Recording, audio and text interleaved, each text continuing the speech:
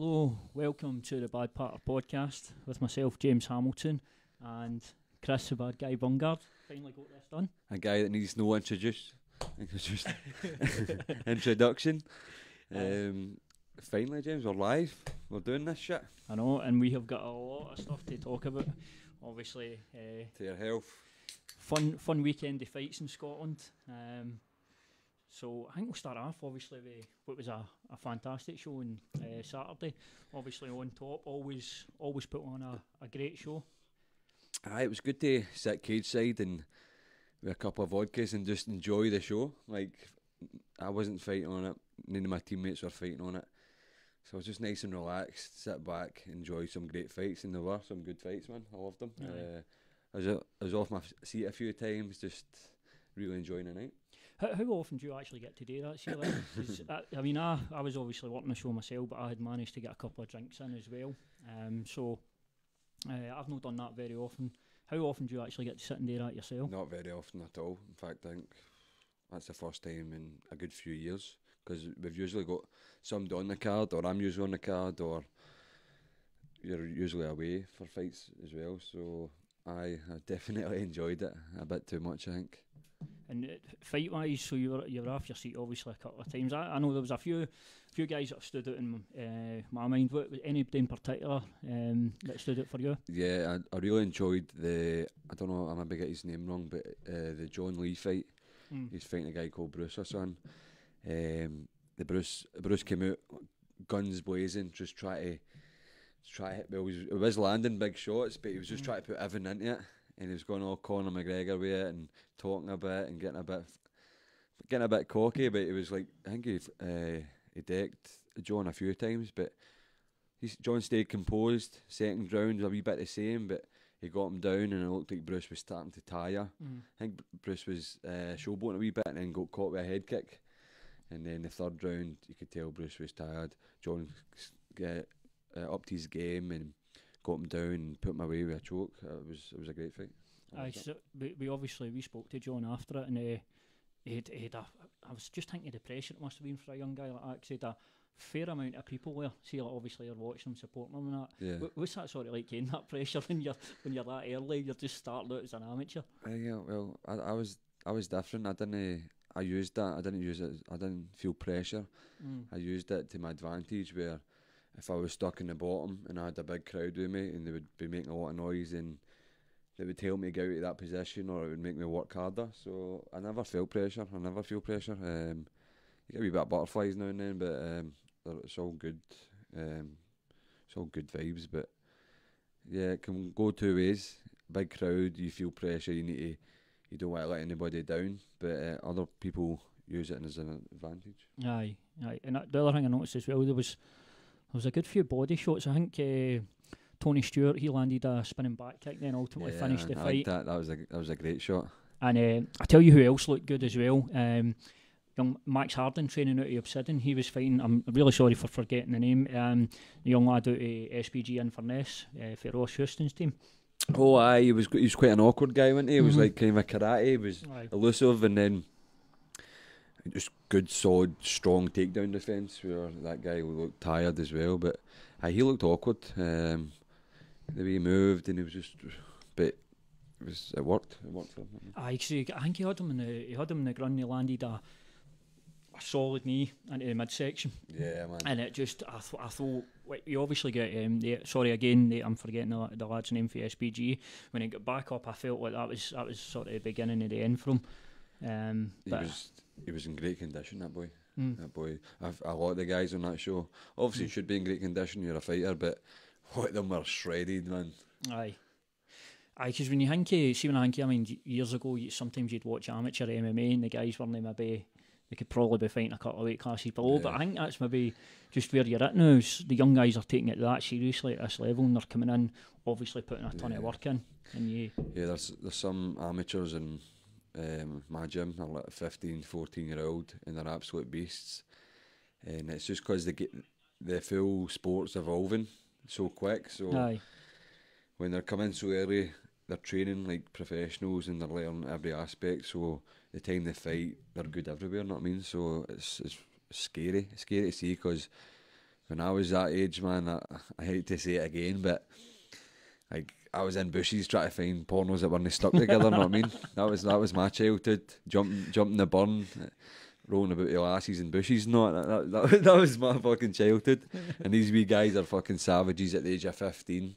Like I spar with some of them when they gave me tough rounds. So it's like it's brilliant to see. So it can only be good for the future of like Scottish MMA or these young guns coming up. I think as well, you don't need to get in bushes anywhere, you just need to get into the toilet with your phone. Or if you stay yourself just now, just fire one out in the living room. No, this living room right enough, obviously. But I just a couple of other guys I wanted to mention in the card as well. There was a young guy that was coming out of Team Torres in Ireland, Oisín Duffy. He'd just turned 18 as well. I thought he had a really good performance. And he had a cracking post-fight interview as well. Is that the one with the flag on him? Aye. I don't think I watched that one. I watched the first one, the first Irish guy. He was quite funny.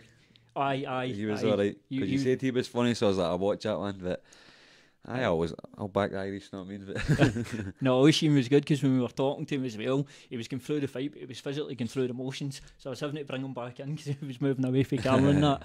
But it was adrenaline's still pumping. Aye. It's when you see it's brilliant when you see the guys. Like, obviously, it's a shame for the guys that are losing, but that's a sport, isn't it? It's the game, man. It's the name of the game. Somebody wins, somebody loses.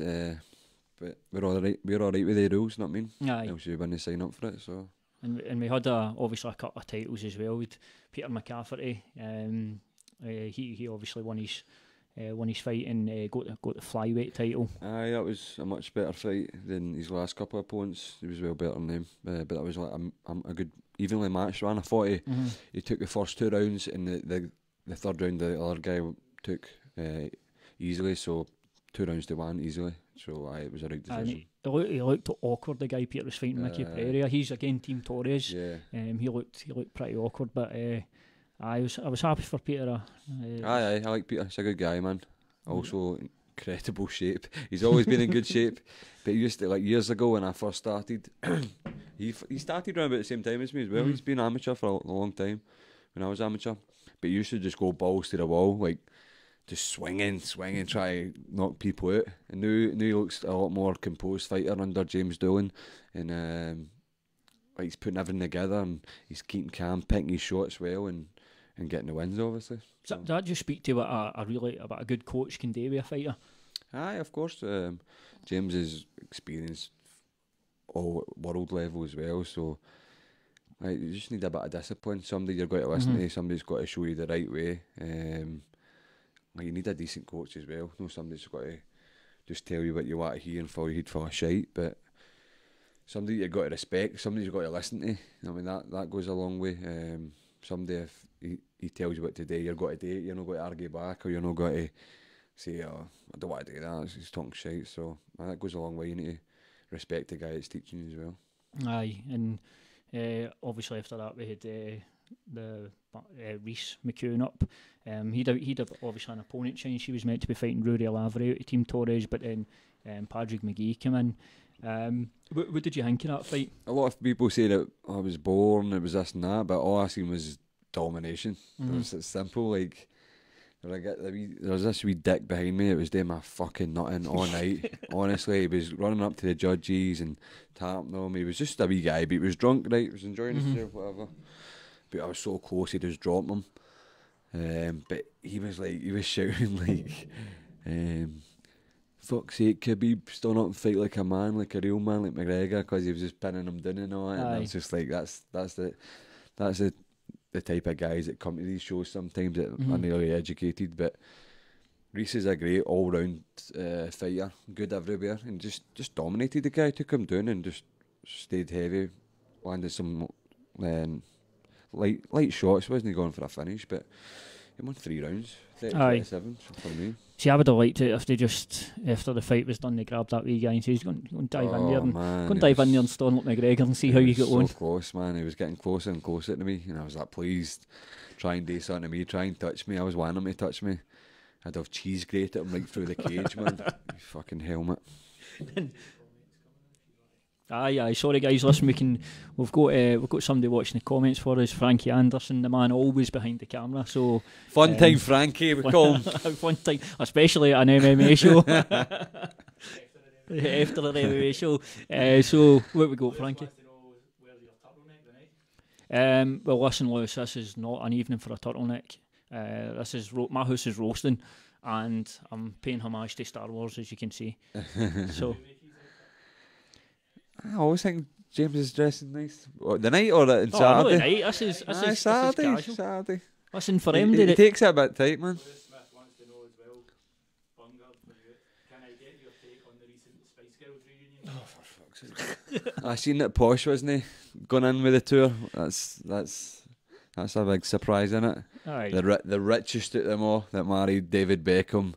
Doesn't need the money, you know what I mean? Fucking coke whore. That's what she is. But it's just a money spinner. They're all skint, aren't they? They're all skint. So let's sell out the Hydro in Wembley for a few days and take everybody's money so everybody can jump up and sing Spice for Your Life. Fuck So that noise. It's safe to say the bad But part I did of have podcast- Spice Girls in cassette. I'll have yous know. Back in the day. I don't know. I don't know what to say to that. I had it in DVD. I'm like, no, we don't endorse the Spice Girls. By the Fuck way. the Spice Girls. Aye, well. Unless they're getting naked, fuck them. Tom Heffernan saying, I know, James, that might make you look like you have a blue nose. What team do you support? Tom Heffernan, that's none of your business, you baldy. I don't really watch football. There's a blue nose, that's why. That was enough. Right, cool. So I going back to just finish off with the stuff that happened in On Top. A fight, obviously, I know you were probably looking forward to more than any, was to see how Chris Duncan done against Niall Smith. Yeah. For him that maybe doesn't know, Niall's a guy that fights everybody, and he's a guy that doesn't get put away very often. Tough as nails, man.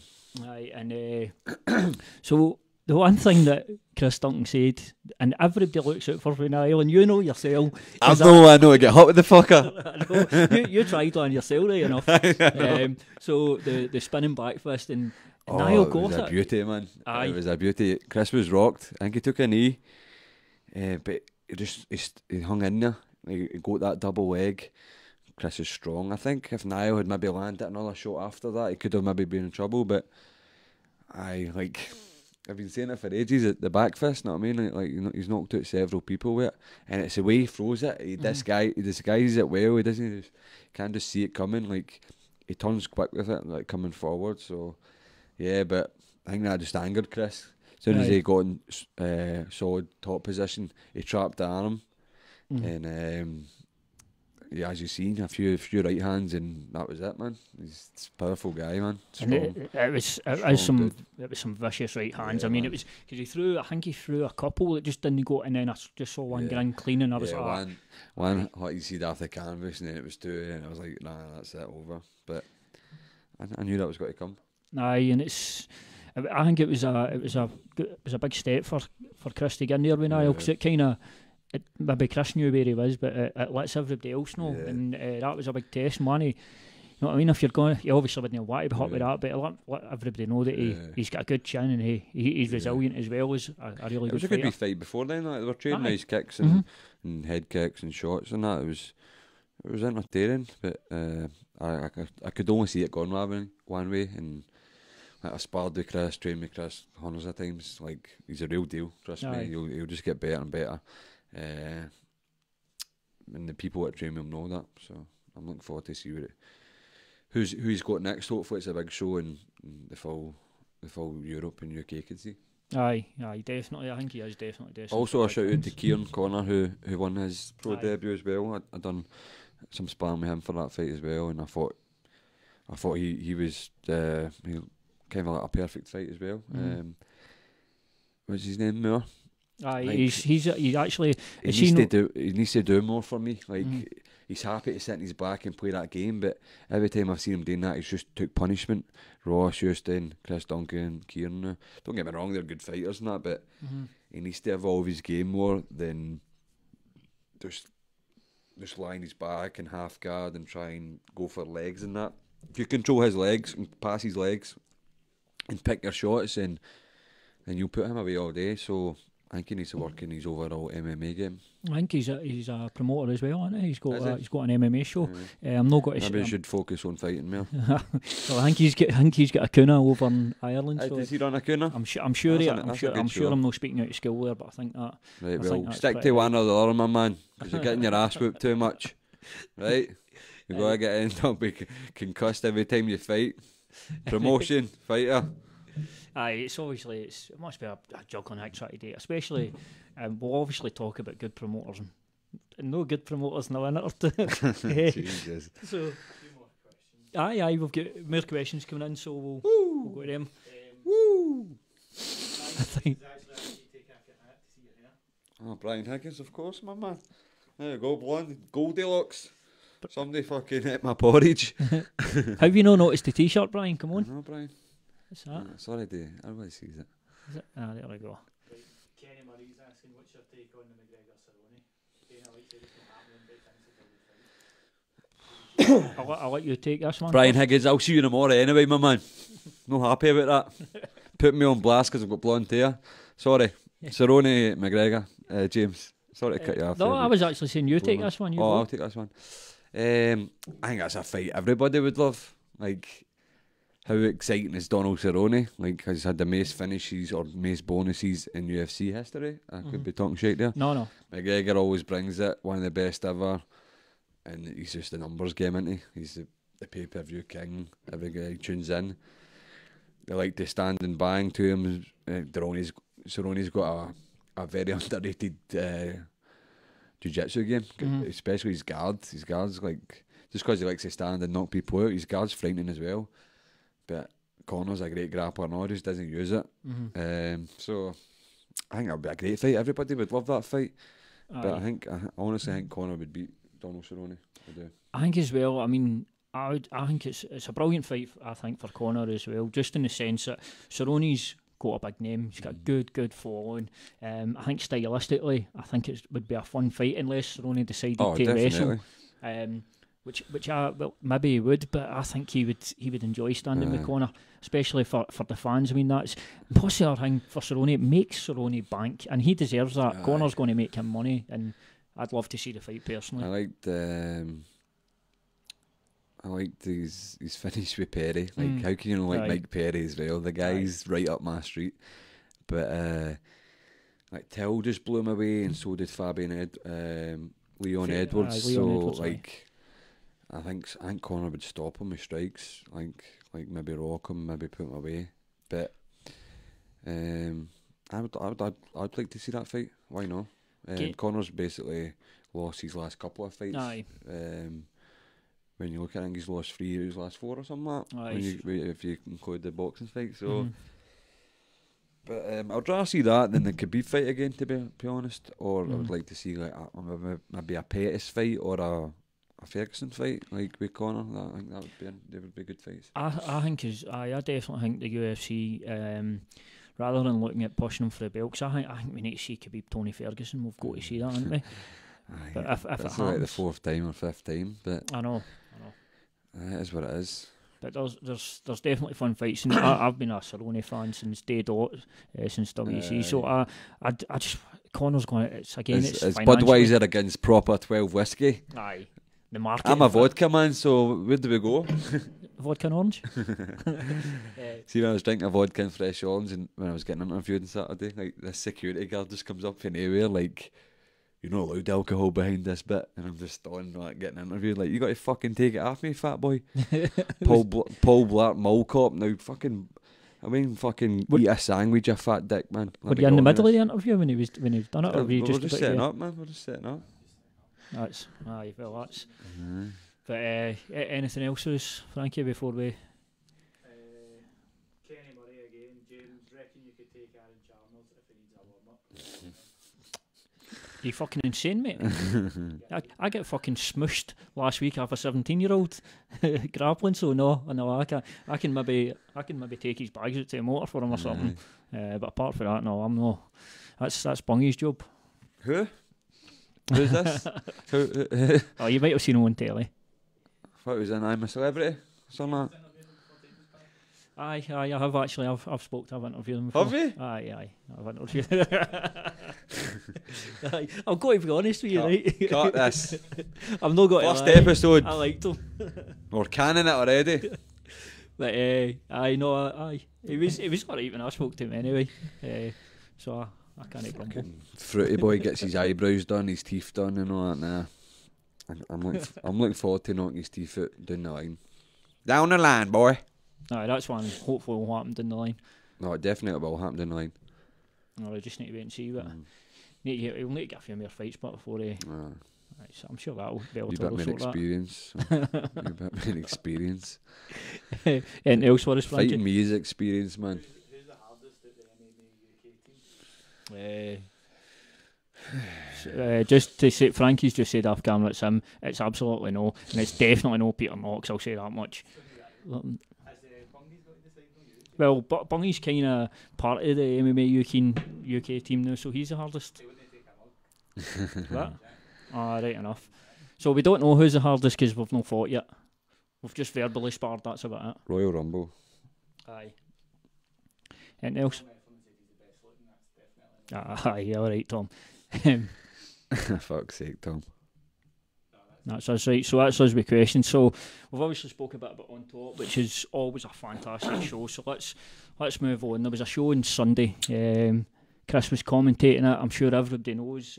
Rage in the Cage 4. Where do we start with this? Where do we fucking start? Jesus Christ. So I got asked to commentate in this show, and it was at SWG3 in Glasgow, which is a really good venue. And there was a lot of like raves and DJs and that play there. Aye. So I got told first fight 5:30, doors open at 5. So I'm rushing about like mad trying to find this place as well because I'd never been. I get there at 5:30. The first fight didn't start till about 9 o'clock. 9 o'clock, and it was empty. There was like more ring girls than there was fans there. And it started with a full fight card, and it narrowly went down to like 5 fights or something. Started with an 8-man tournament as well for 10 grand. Then I went to a 4-man tournament. I went to 2 semi-finals at 2 different weight classes for some reason. Then I went to just a main event, Mateus against Ian Feenan. They had professionals fighting amateurs. They had 2 amateurs fighting pro rules for 3 3-minute rounds. Nobody got paid. They had MCs, judges, doctors, paramedics, ring girls and all that. They all did. Some fighters didn't get paid. They were trying to negotiate money before the fighters would walk out. It was just an absolute shit show. The music wasn't working. The fighters couldn't come out. They had a ring announcer for doing boxing that was introducing the fighters as boxers. And the radios and the mics and all sorts wasn't working. It was absolutely dreadful. Then halfway through one of the fights, like we get a stand-up comedian just swaggering in and doing a bit of stand-up. And I'm just sitting and it's like, what the fuck is going on here? And my colleague that was working with was called Jimmy Justice. Jimmy Justice and his brother was fighting. No offence to Jimmy Justice, right? Because he seems a no bad guy. He starts showing me that he was fighting in that 5 versus 5 shit. So I'm trying to watch fights and he's showing me. He's got his phone out like, this is me. Mic's on there. Doesn't clip it off. You're alright. So this is me. Right, you're sorted. 5 versus 5 and all that. Then his brother comes out, who's like had 9 pro fights, and he's fighting a first time amateur. The guy's had 9 pro fights. He's fighting a first time amateur for Wishy, and he's beside me like this is my brother, but he's obviously kidding on to the fans and that he does obviously he's not his brother. Pure bigging him up, pure bias towards him. And he starts going live on his phone. Recording the fight and shouting while still trying to do commentary. And it was fucking disgraceful, man. The guy ended up getting armbarred and the young amateur ended up getting hurt. Mm-hmm. It was terrible. A terrible run show with a guy that just doesn't have a fucking clue what he's talking about, what he was doing, and nobody got paid. And It was just awful, just an awful show. And me and John Kavanagh were at the end, just like we've seen a lot of shows throughout the years. Even he said that, and he's like, this is by far the worst he's ever been involved in. See, that's the thing as well. So we've always spoken length about On Top, and On Top's always brilliant. So you've got that on the Saturday, and then you've got John Kavanagh coming out of Scotland, one of the most recognisable coaches in the world, fair to say. Yeah. And he goes to that fucking shambles. And the other thing as well to mention is, we're talking about the guy that was the amateur debut who got his arm hot, David Jamieson. Yeah. So also, they were trying to get that guy to get into a tournament with Ian Feenan and Mateus. Yeah. I mean, that's fucking ridiculous. So I go in to ask him what his gym's called, and he says, "Wish MMA," and it's like they're trying to stitch him up here, and I says, "How?" And they're asking me to go into this tournament. I mean, Ian Feenan's had like 10 fights. Mateus has had like 20 pro fights. Like professionals, welterweights, big guys. David Jamieson is like first time amateur fighter. And I was just like, no, don't do that. It was just ridiculous. Then I had 2 teammates fighting each other from Paisley. Then one guy for Fife. And then they come out and say the 2 main events will be 5 5-minute rounds for titles. Not a belt in sight. And then they weren't 5 5s. They stopped at 3 5s, and one got finished in like 30 seconds. There was so much other stuff that I'm actually forgetting. It was just, at one point I was ready to just mic drop and leave. But some of the fights were actually alright. 3 people that trained me in Dublin. Antonella Orlik. Yep. She's a female. She's Croatian and trains out at SBG. She was fighting a tough Brazilian, and that was a great fight. That was a really good fight. Tough fight for her. She lost the decision. That was fight of the night. Constantine, who's an absolute wrestling beast. He had like 13 pullouts in that show. He's only 1-0, but he was one of like Conor's main sparring partners for Khabib. He's just a wrestling animal, right?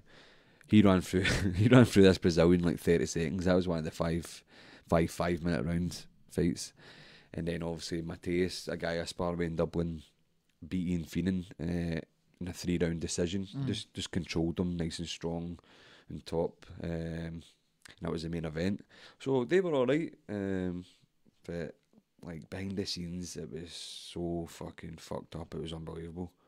Aye. But hopefully I'm not giving a fuck because I won't be back, so I can say what I want. But hopefully somebody takes out that show that knows what they're doing, and we don't see something like that again, because it's not just fucking up our sport, but it's fucking up with sport in our country, because it's making our country look bad as well. In Scotland, Glasgow, great venue, people pay to come and watch that shit, and as you said, high class coaches and teams are bringing their fighters out here, so they won't even want to come back to Scotland again. But On Top was great. Raging the Cage was a bag of shit. Aye, basically, aye. I mean, obviously, that was me being kind. Romanian guy with his own Tapology, is it Pete, I think? What Romanian guy? The guy you're talking but No, he's Moldovan. He's Moldovan. Moldovan. So they've put him down as a defeat. Right, we're just checking. He was only 1-0. Oh, you're fucking joking! Look at that. They've updated Tapology rank. I see. Let's see. Sorry, have fucking idiot. See there, it's Leandro Mendes. Well, I need to tell John that Conte is. Jesus Christ, Dave. Oh my god. So just for MD, what we've done there is Frankie Anderson's just built up Tapology for Rage in the Cage 4, and as Bungie said there, Constantine, who's a wrestling phenom, won his fight, so it's 2-0. Tapology's been updated wrong, and Leandro Mendes has got the win, so now Constantine on Tapology's 1-1. What? No, that's fucked up. That's wrong. But I mean, would you expect anything else? Maybe get some fights now. Aye. 13 pull-ups in that show for him. They must have just been seeing his Instagram, with Conor a lot, like, nah, don't want to fight that guy. The other thing as well, just you were obviously at the show. I didn't go to the show personally, but what I done is I thought, you know what, you were obviously commentating. I wanted to. There was a couple of folk on it. Obviously, I've interviewed Orla as well, so I wanted to see her fight. So I thought I'll pay the money for it. It's only about £8 or something like that. Fuck me, it's the worst £8 I've spent. You know what I mean? I bought £8 of jelly beans before, so because when I put it on, I was obviously I didn't realise half the fights were half occurred. Yeah. Then there was nothing happening.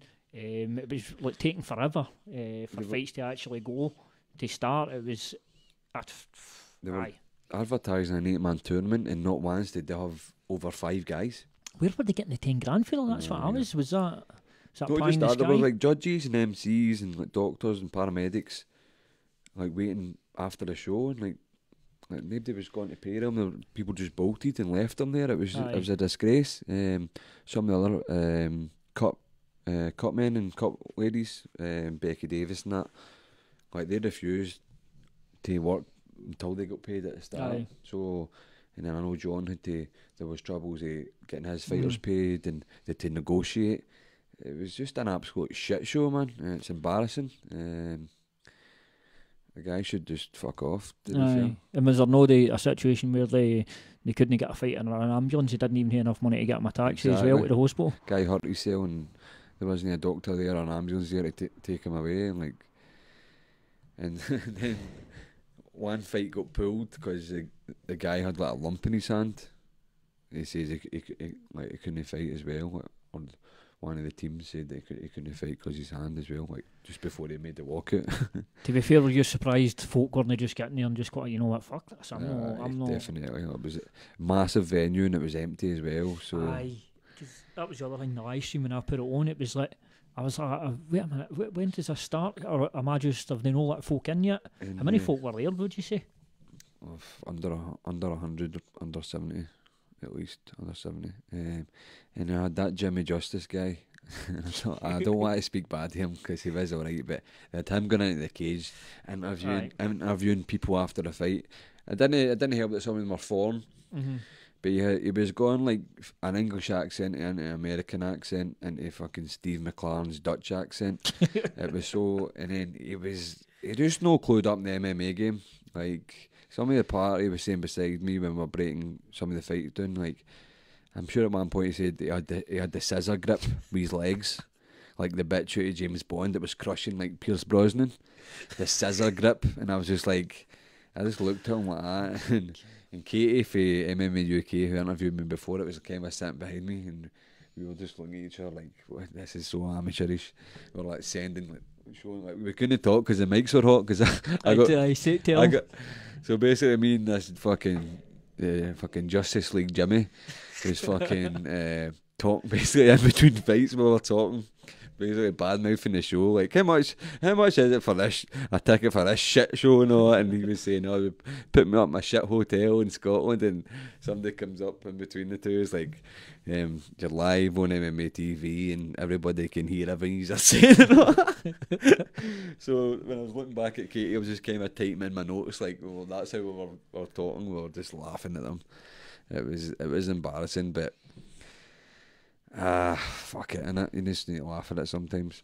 See, it sort of opens up something I made a comment on Twitter, and it was basically kind of calling that shit like that is why we need some sort of regulation here. Yeah, it's something to stop that shit, because you laugh about it, and some of the stuff is a bit, it's comical and you need to laugh, but ultimately, like, I go back to that, try to get David Jameson to fight in that pro tournament. I mean, somebody could have fucking get seriously injured, something that could have affected him for life or worse. I mean, just how dangerous it is. I've seen it throughout the years. Independent fighters, I've fought independent fighters myself. I've smashed guys in like a minute that shouldn't have been there with me, but it's tough. Like, sometimes they save shows. Aye.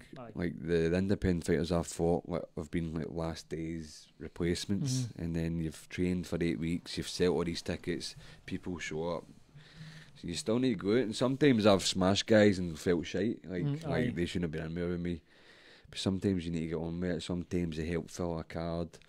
But you're right, there should be like somebody just saying no. And there are shows that don't touch them, because like 80% of the time the cunts don't show up, and people are left like, I've not got a fight. But realistically, they're just got to get blew out the water within a minute. You know what I mean? So I like some shows like Alex Ned and the Headhunters, like they don't go near them. He was. I saw Alex posting something about that earlier. It was a post specifically about independent fighters. But like, it happens, like, you just seen it in the box. You see that boxing guy, Like, it was No.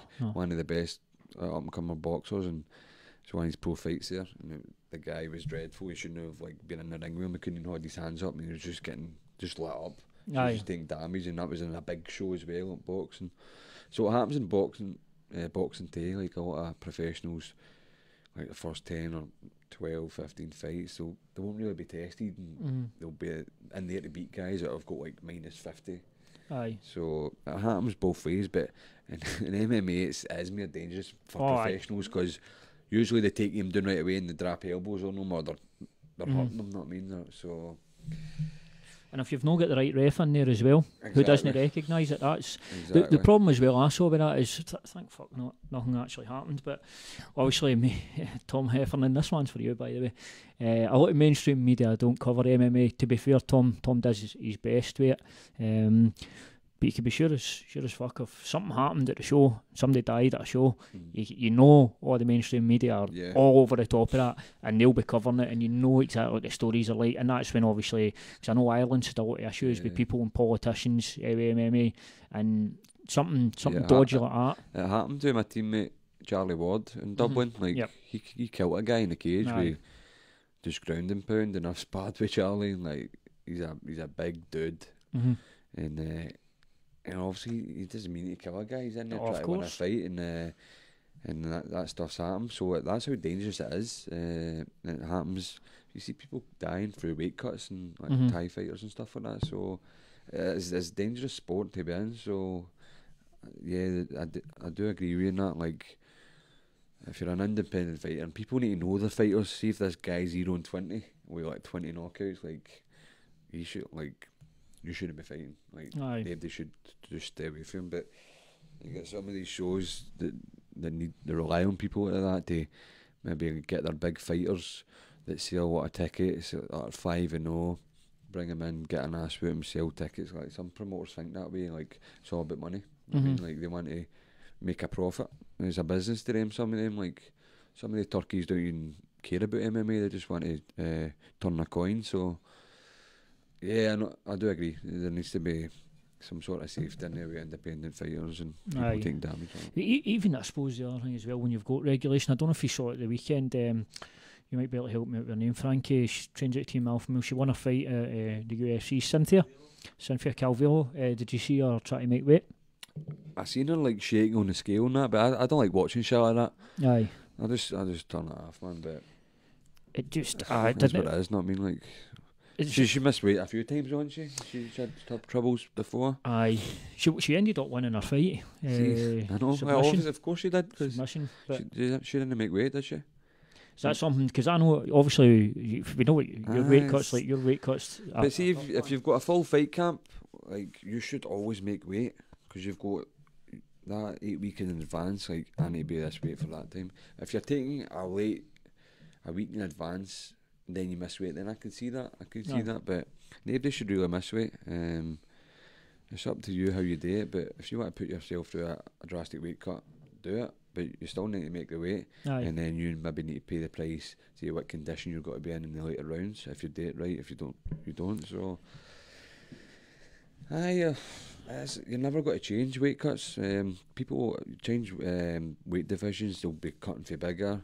If you have it maybe like gradual weigh-ins, like weeks out, wee check-ins, check in here, check in there, so we're not like drastically cutting. Then maybe but that's a lot of time and effort for a lot of people as well, like running shows, like need to meet up with fighters, and maybe in the big stages do that, but I don't think everybody's always got to cut weight. See for you as well, see when you see, well, I suppose if it would mirror up at you if it was an opponent, because if you see an opponent knowing what you go through to make your weight and to hit that weight, and you see somebody missing weight, do you think it annoys you more than, let's say, like the average, like myself watching it, and they're missing weight? Aye, of course, because you're a fighter. If you sign to a fight, you need to fucking make weight. That's your obligation. That's all you need to do. Make weight and show up prepared to fight like a professional. A fucking professional, know what I mean? So if you don't, like, go and take up another sport and stop wasting people's time. And then like, obviously, like a lot of fighters I've fought has missed weight. Don't get me wrong, I get extra money, but like sometimes it's cost me fights. because you don't know if they're lying. Like, I can't make it, I can't cut anymore because you know that I'm going to take a fight, because I will always take a fight. I'm not going to deal that training and it's like, oh, he's missed weight with a couple of kilo. I'm not fighting then. I mean, I'm not that guy. I come to fight.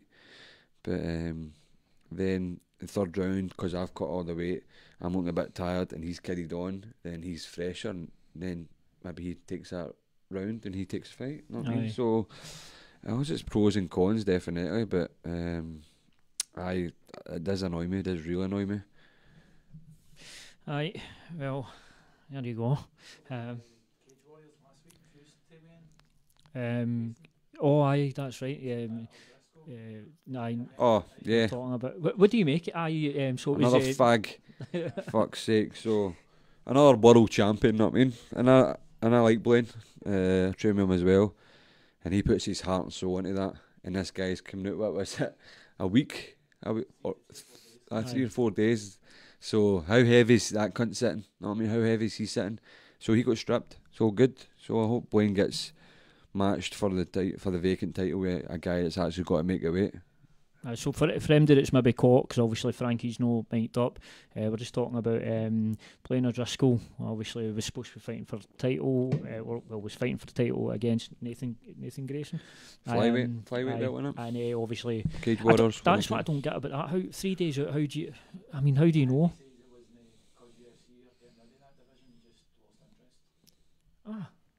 So fuck off then, bye. Surely, you know I mean? There's plenty of guys that'll fucking jump at the chance of that, know what I mean? Like, look at the work that Blaine put his life on hold for that fight camp, to put everything he had into that world title fight, and this Turkey's fucking 3 days out, I can't make a weight. Cheerio then, somebody else will come in. Surely as well for obviously with UFC getting away with flyweight, that division. A lot of guys are just going to be looking out, because by all accounts, ONE FC, we've had guys over there. By all accounts here, they're pretty. It's like, but DJ's just went to ONE FC. Do you think he wants all them coming out of him because he's beat them all? He's beat them, some of them twice. He's like, fuck off! I'm going to do my thing out here. You stay out there, man. Know what I mean? But I'm more sort of looking to like say like Blaine O'Driscoll and that. So flyweights are coming through, because they've got surely. It sucks for them, but hopefully they bring in maybe other weight classes, maybe just up a bit for them, but that's what it is. Like, not a lot of people like watching the wee fast fuckers jump about, know what I mean? I know, but the came to, or was it WEC was flyweight? WEC was flyweight, because Uriah Faber was the big star that came from WEC. Obviously Dominic Cruz came from Cerrone, came from WEC as well. So Chael Sonnen. But it's a weird one, because like DJ was classed as one of the greatest of all time, and he couldn't draw worth a fuck. It's just I don't know what it is. Like, but I know a lot of people that love the flyweight division, and they're some of the best fights. But I don't know what it is. They just. But Dana doesn't like it though. See what I don't get. Right, you see some great knockouts, right? But DJ's finish. Remember the submission? That you wouldn't see it. You never got to see that with a welterweight, or well, I don't think you would anyway, or even a light heavyweight or that. And one of my favourite fighters now, Henry Cejudo. Know what I mean? Like, I've been studying him. Today I took a wrestling class with my team, and it was like Cejudo's techniques, like just takedowns and that. But I love that guy. I think he's amazing. Like, gold medalist in the Olympics for America, and then just beat DJ after DJ knocked him out the first fight. So the guy's got bags of talent, and then he's getting told his division maybe be getting scrapped. So he needs to go out and fight Dillashaw, and that's a big ask. Dillashaw's big as well, so it's just, I don't know, you're getting rid of some of the best fighters. I mean, it was the talk now as well. Even though they were doing away with the division, still having that fight for the £125 belt. That sort of chatter was going about, which is weird, but I can see maybe why. So they're having that fight, but it's for the flyweight belt. It's not for Dillashaw. No, so the division's away. So he's obviously. Dillashaw's going down to 57. So he's going down to obviously try and get. He'll be fucking 2 belts. Shredded. And he'll be forever the flyweight. But he'll be shredded like Ben Stiller in Tropic Thunder. Got tips. I love that film, but no for You're more Ben shredded Stiller. than a Juliana salad, man. Robert Downey Jr. in that film. That is what you call an Oscar-worthy performance. That's Amazing. amazing film. But aye, so. Any other questions for the fans? For We've the got- millions and millions. Just to change the subject, Jamie Stevenson says takes a tactical genius, Big Ek, to get the best out of Jamie Forrest. Jamie Forrest, my man. Aye. Forrest, you're a firework. That's a new song, by the way. Hat trick the night. 2 the other day. 4 against St Johnson. The guy's unbelievable, isn't he? I know James is a Rangers fan, right? I'm a Celtic fan, but like Brendan Rodgers has just turned that guy about. Like Aye. mental under Ronnie Dyla, he was dreadful, and he was a whipping boy, and now he's just To be fair, Jamie Stevenson saying it's Alex McLeish doing. aye. Alex McLeish looks like one of the wee bits of gammon. It's got like the wee bit of ginger with crumb on the side. That breaded gammon. That's you, Alex McLeish. To be Fucking fair, saggy bastard. Scotland made. I mean, it's never it's a fucking hard thing to support Scotland. It wouldn't be a Scottish journey without a few speed bumps. You ever tried to hit Aye. the back roads? And I've got to say as well, just obviously James Forrest done it amazing tonight. Jimmy boy. Got to mention McGregor pulling off a fucking blinder of a save at the end. So thankfully, right. Wait a minute here. McGregor's an ugly bastard. No, absolute class guy. I've never met him, but I know he's a good guy. But I don't actually know how this tournament works. So we got to a playoff now, I was speaking to my do you papa mean? there about it. right? You get no, you don't. We're going to a semi-final one-leg playoff. No, aye. It's So it's if we- fucked up. It's a lot of shit. Next time they do it, we'll be in Group B instead of Group C. We'll have harder teams. So we've got to play another group. And they'll be relegated. Huh? It's all it's confusing, aye. That's a lot of shit. That's I what it don't is. know. It's fucking aye. I don't think Scotland will ever get to a major tournament unless we fucking host one. Do you know what? I'm just glad I was alive to see them at a major tournament. So- France 98. France 98, I saw Euro 96. Fuck you. Fucking love it in your pride. But as I think my son might never see Scotland playing at a major tournament. But hopefully that's not the case. I saw a question up there. So it's for Hit Squad Colin. Do you know Hit Squad Colin? Yep. Right. So Hit Squad Colin's asking you versus a Beardew. Who wins? What that? I don't know. So you need to elaborate here. Go on. What a dick measuring contest. Right, I've definitely got a bigger dick than him. He's got a nicer beard. I'll give him that one. Well, Paul's got a pretty well groomed beard. He's well kept. Is Paul? I know he was going out to the USCPI. No, he's in Australia right now. Oh, is it? Oh, He's he's in went out. Adelaide with my coach Brian Gallagher. They're fighting in the 1st of December. So Christ, it's a- everybody tune in.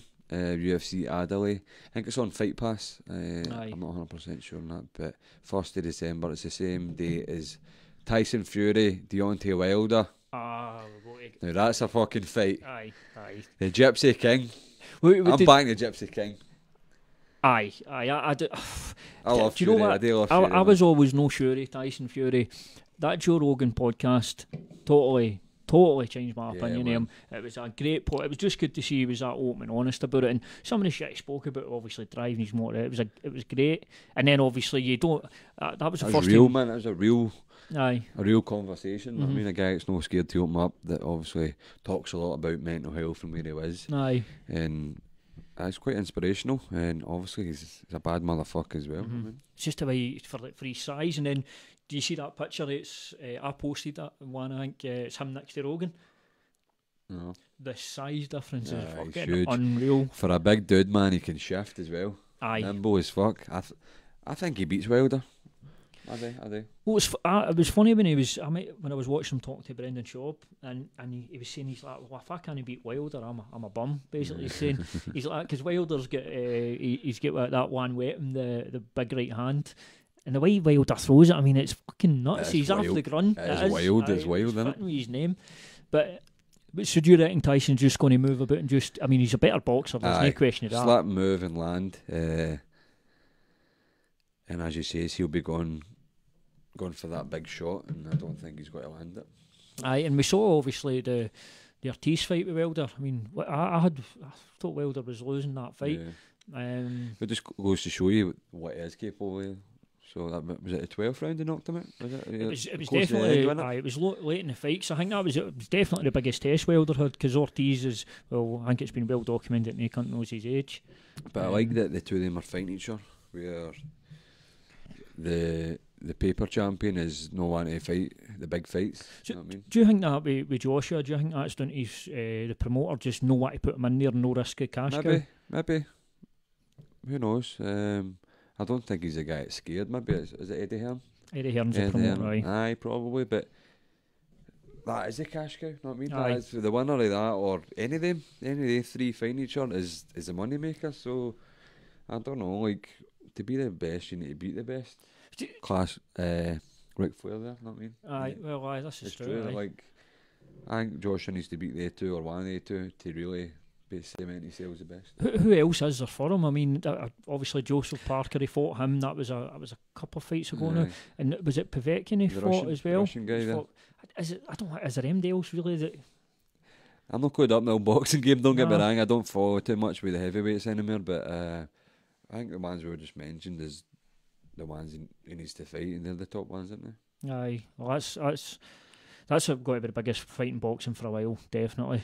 Not just because of sheer size. I'd have liked to go to that, but I think it's New York or something, isn't it? LA. I saw you've booked Mr. Bill Burr. Turns out he's actually coming to Glasgow anyway. Fuck's sake, old freckles. Aye, so obviously I love Bill Burr is probably, for me, the best comedian in the world, right? I know a lot of people disagree with that. No. But aye, so he's doing like an Eastern European tour. I was like, I'll pick a country I've not been to. I wanted to pick he's going to like Latvia and Lithuania and that, so I was going to pick one of them, but it didn't fall right in the right date for me, so I'm going to Prague, booked up for Prague, flights, hotel, tickets, blah blah blah. And then I'm driving to the gym on Monday, listening to the Monday Morning Podcast by Bill Burr, and he starts naming dates, and then he's like, we're off to Glasgow, Scotland in the fucking February, and I'm just like, you're fucking shitting me. But I did just see him in Dublin, so I've seen this set. This is his 50 set. And it's hilarious, man. And I got to meet him after it, which was pretty cool guy. I like to slag the Scottish, because the first time he was in Scotland, he got picked up with like the limo driver or the cab driver, whatever he was, and he's just like, bull or wool. That's what the guy was saying. Bull or wool. He's like, what are you saying? Bull or wool. So he said that on stage in Dublin, and when I said I was from Scotland, that's what he was hitting me with. Bull or bull. So aye, he's a cool guy. When is Prague then? It's the 12th of January. 12th of January, because I think we've got Germany and for Germany as well. That'll be Derek Skillen's Stag Do.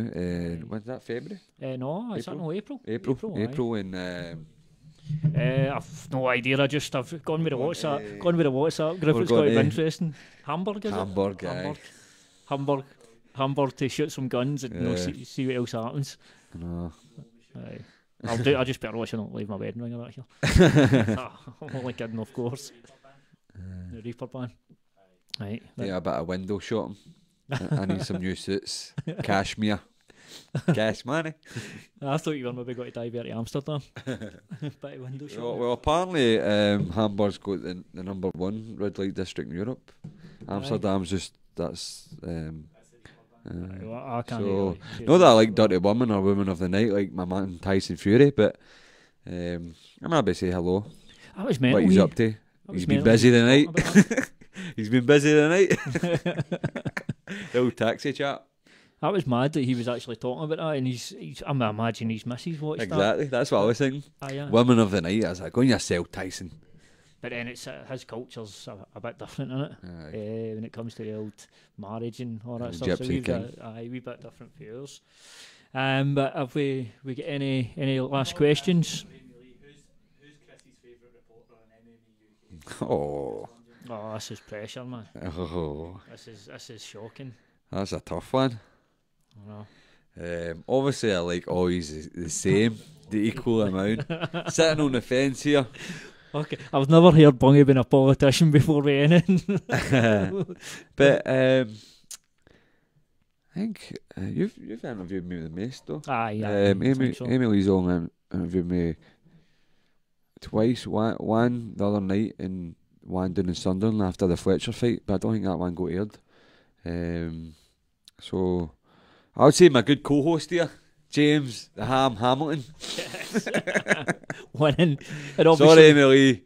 Much love still. Don't worry about it. to be fair, we've done podcasts and that many years ago. We did actually. Like we Aye. used to, like Aye, we used to do them few And- way back in when. your old. So I think flat. Because I think the first time we met, mind of this, went down to USC Manchester. You obviously went down with Skillen. I was down with my brother and Greg. But I can't mind if you had left or not, because you were getting ready for your first fight. Aye, Obviously, so my you full were debut, aye. you were taking it easy. And we bumped into Matt Serra, Ali Aquinta, and his Yes, coach. that was right. We were obviously all blazing, and I think I'm pretty sure my wee brother was trying to get them to go to the strippers and that. one go to the strippers. That's fine. But aye, that was way back when. Mark But, the Terra Serra, that was. I can just remember me seeing him crossing the road and kind of turning around to shout, "You fucking Matt Serra!" And like Derek was steaming at this point, Aye. and he was at the back, and he was like, all I can describe it as like a gallop, like a horse, like he was just building momentum, like fucking Matt Serra. We're all like, it was a good That was time. brilliant. They were sound. Middle of the road, man. They were brand new as well. I mean, there was a few drunks. You were the only sober one. A few drunk Scotsmen, Slaver and Pish, but they were brand new. Ali Aquinta was sound as well. He'd no long come off the Ultimate Fighter and that. And I think because we got to got him asked jail questions as well. I think me and you went up and asked some questions. And who was it? It was meant to be. Whiteford's first fight. It was Whiteford's first fight against Jimmy Hettis. It was that show. Aye, and I think who else was fighting? But Burnett was fighting. He was fighting Andrews. It was Machida and Machida and Muniz. It was meant to be Bisping Muniz, wasn't it? Aye. And then it cancelled. And I think Conor McGregor was there as well. Aye, Conor was there. Aye, actually. Aye, that was a good laugh, actually. Aye, it was good. Big Bisping as well. But so what we'll do is we'll take a few last questions and we'll wrap up. He's excited to see Aidan Stephen at Cage Warriors 100. Yeah, man. Definitely. He's fighting Edwards, I think it is. Chris Edwards, aye. It's a tough fight for Aidan, but he's well rounded everywhere. Aidan's been fighting just as long as me. Look at his last fight against Paul McCulloch, the bigger Paul McCulloch. I mean, that was Aidan's weight class. And it was just a clinic. I just tired him out, relentlessly took him down and put him away. Very impressive. So I don't see why Aidan can't dominate this fight as well at his own natural weight class. But it is a tough fight.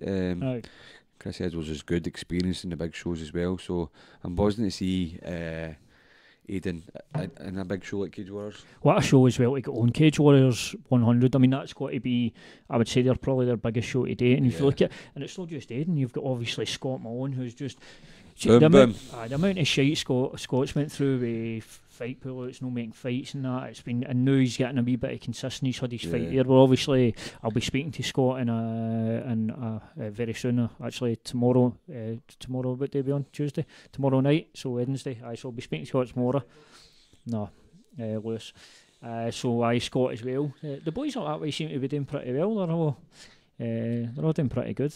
I don't know about. I've never had that in Cardiff though. The 100 show. I've had it in a bigger venue or I don't know. Do you think it's for Jack? It'll be Jack Shore, won't it? Because obviously Jack was meant to get the title fight there. That dick riding. Well, Jack was meant to fight there, and then there was issues. No, this is obviously he's getting the title fight finally. But it's good to see a couple of Scottish lads on the show representing. Obviously, Aidan's SBG Murray, Aidan, and then obviously Scott's over on Dundee. Is Scott over? He was down back and forth to Hitchcock quite a lot. He goes to college down here, so sometimes he's down staying in a hotel for like a week or whatever. So he just trains every night he's down. So, but sometimes he travels down to Dundee for sessions as well. He's been doing it for a good few years now. Just very well rounded, as you can tell from his last fight, for a judoka guy to knock out the striker.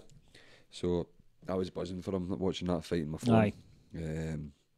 And then he was right back in the gym. Obviously, he's got another fight coming up now in that show. So he was right. I think he took like 2 days off, and he was right back in sparring and training and that. Like, guy's focused, man.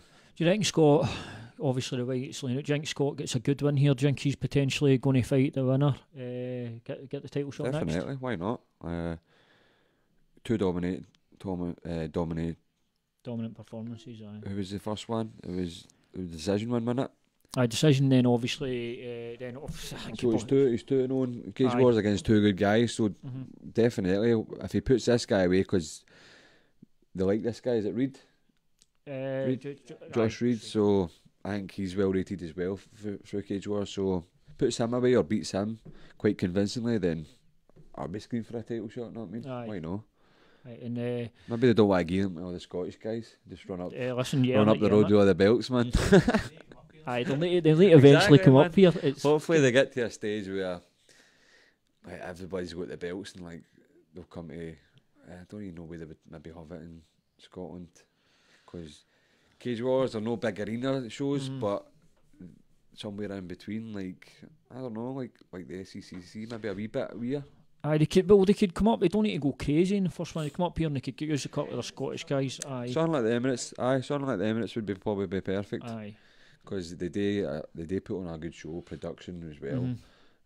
So it was a show that I would go to, definitely. And if MD's watching for Cage Warriors, we were only kidding on about that Rage in the Cage stuff. That didn't even happen. Aye, go to SWG3, man. Aye, go ahead. Fucking put on an actual good show, Aye. and I'll commentate. Like the other guy, was it Bradley Wharton? Bradley He's shite, man. Get him away. He bores people, man. Same old shit for that guy. Get that. We mean no offence, obviously. They're never got to come there. No, we've just scared the laugh. Well, actually, there was a question that had come on Twitter from Chrissy Ross. This one was actually for you. So he was asking how obviously all the Bellator stuff came about. Because I know you had a couple of other things on the table. So for Chrissy, what was the script there? I was actually wanting to be a few. I felt quite popular at the time, and had a few options. But I did really wanted the Bellator one. To be honest, I wanted to be the first guy signed from Scotland. That was a big deal to me. Aye. But it was coming and going, and it wasn't happening. And Cage Warriors sent me a contract over for 5 fights, and we thought, right, that's what we're going for. There was no rush to sign it, because we thought that's what we were doing.